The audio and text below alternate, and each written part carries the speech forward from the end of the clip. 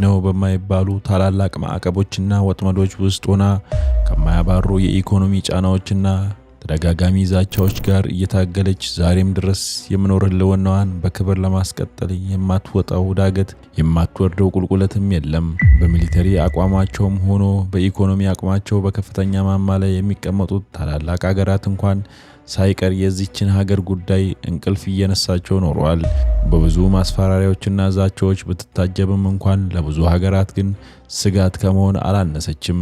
በዘመናት መካከል ስሟ ያልደበዘዘ በታሪክም ማህደር ደመቅ ብላ የምትታየው ይህች ሀገር ማን ትሆን ያላችሁ እንደሆን ይህች ብዙ የሚወራላት ሀገር በእኛው ምድር ምስራቅ እስያ የምትገኝ ኢራን ናት። ምንም እንኳን ገና ከጥንት ኢራን መነሻዋ ከፖለቲካ በዘለለ ከስልጣኔና ፈጠራ ጋር ያስተሳሰረች ሀገር ብትሆንም እንኳን ዛሬ ላይ ግን ስሟ ከጦርነትና ከውጊያ አቅሟ ጋር በተያያዘ ገና ሲነሳ የሚስተዋል ነው።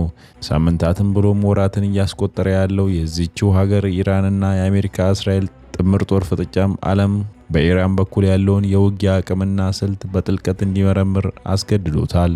ታዲያ ብዙዎች ሊያዳምጡትም ሆኖ ሊያውቁት የጓጉት ይህን የኢራን ሀገር ህልውናና የጦር አቅም የሚመለከት መረጃዎችን አሰባስበንላችሁ ቀርበናል። ቻናላችንን ሰብስክራይብ በማድረግ ይከታተሉ።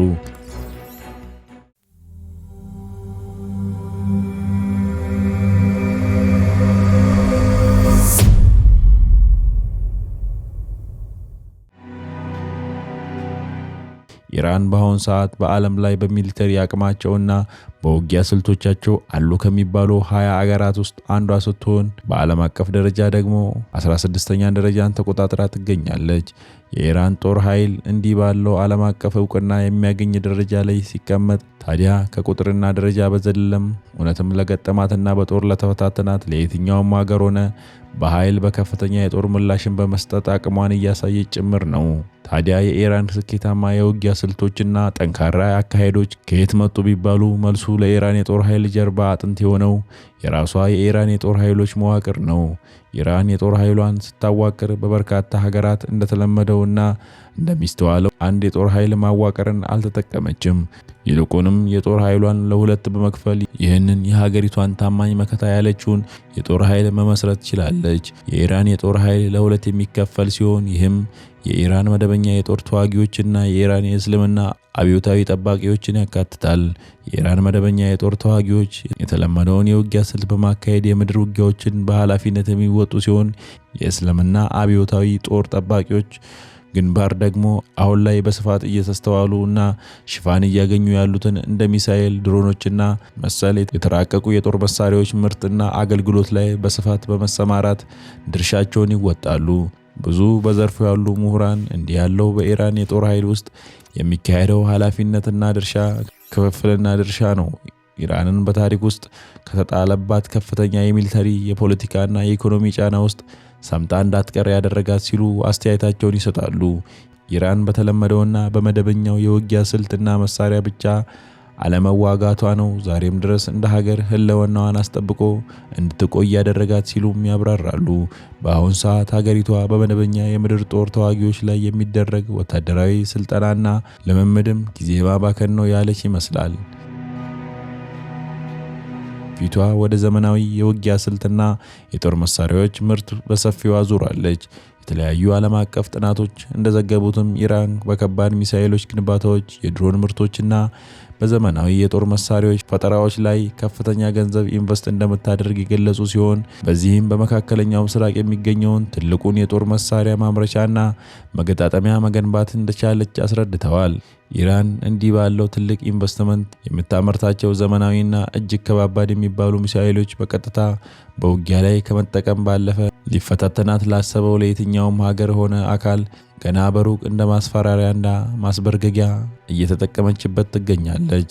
እስካሁን ባለው መረጃ መሰረት ለዚህም በእስልምና አብዮታዊ የውጊያ ጥበቃ ግንባር የሚመራ የኢራን ዘመናዊ የጦር መሳሪያ ምርት እና አገልግሎት ደፈር ያለ ምላሽ በመስጠት ኢራንን በቀጥታ የተጋፈጣት አንድም ሀገር የለም ከአሜሪካና ከእስራኤል ውጪ።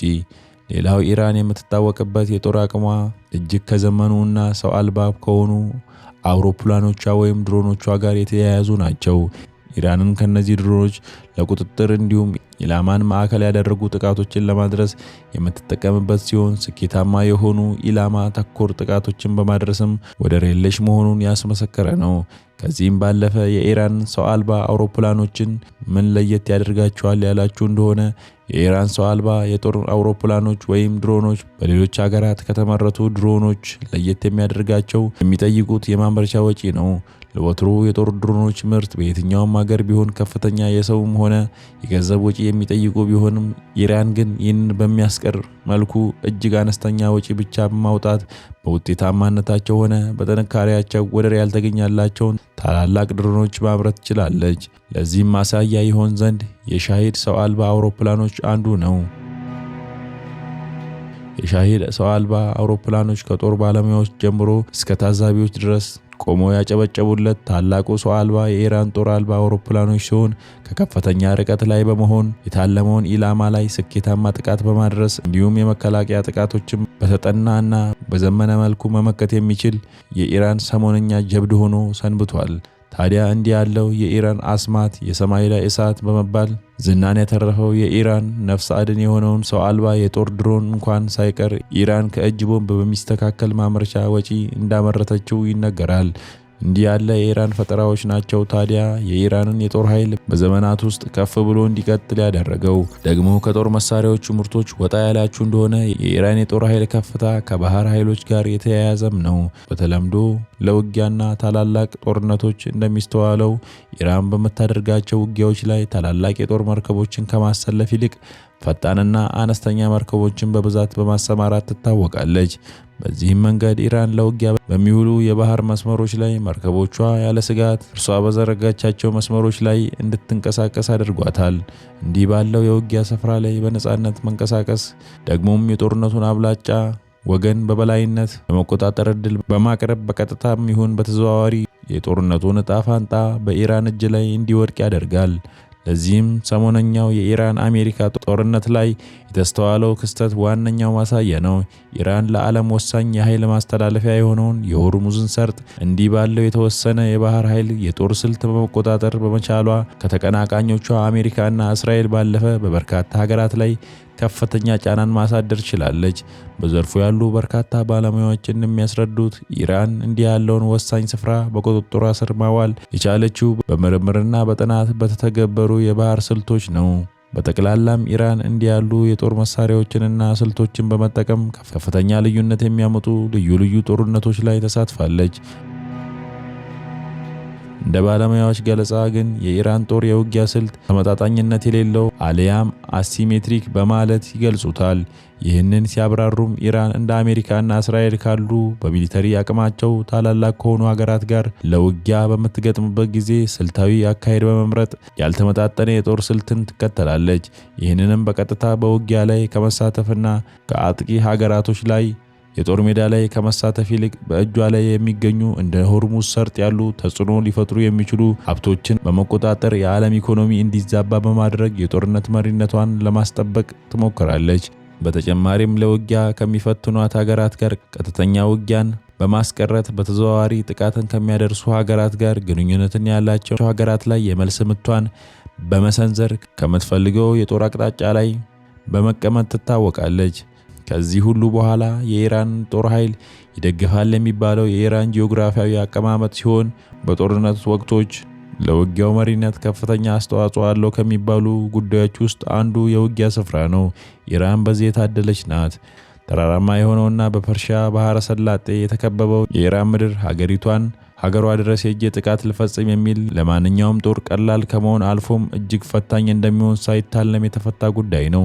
ይህ ለጦርነት ፈተናና ለወራሪ ኃይሎች እንቅፋት የሚሆን የጂኦግራፊ አቀማመጥ ኢራን በእግረኛ ጦር እጋፈጥሻለሁ ያለቻትን አሜሪካንን ሳይቀር ለመቀበል በሯን ክፍት አድርጋ የሰነበተችው። ከምንም በላይ ግን ሀያሉን ሀገራት ሳይቀር እንቅልፍ እየነሳቸው ያለው ጉዳይ የኢራን ሰው አልባ ድሮኖች አሊያም መልከኛ ሰርጓጅ መርከቦች አይደለም፣ የኢራን የኒኩሌር ማብለያ ጣቢያዎች እንጂ። ኢራን በሀገሪቷ ውስጥ አላት ተብሎ ከተመዘገበውና ጥቅም ላይ ውሏል ተብሎ ከተነገረው የኒኩሌር ማብለያ ጥሬ ዕቃ ሀብት ዩራኒየም አንጻር የትኛውም የጦር ስልትና መሳሪያ ንጽጽር ውስጥ እንደማይገባ በተደጋጋሚ ይነገራል። ይህንም በተመለከተ ይመስላል ሀያላኑ በኢራን ላይ ከፍተኛ ርብርብ እያደረጉ የሚገኙት። በዚህም ምክንያት ኢራን የቱንም ያክል የውጊያ ጥቅሞች፣ የብልጫ ነጥቦች፣ ዘመነኛ የጦር መሳሪያዎችና ሀብቶች ባለቤት ብትሆንም ዓለም እየጣለባት ካለው ተደጋጋሚ ማዕቀቦችና ጥቃቶች ማምለጥ አልቻለችም።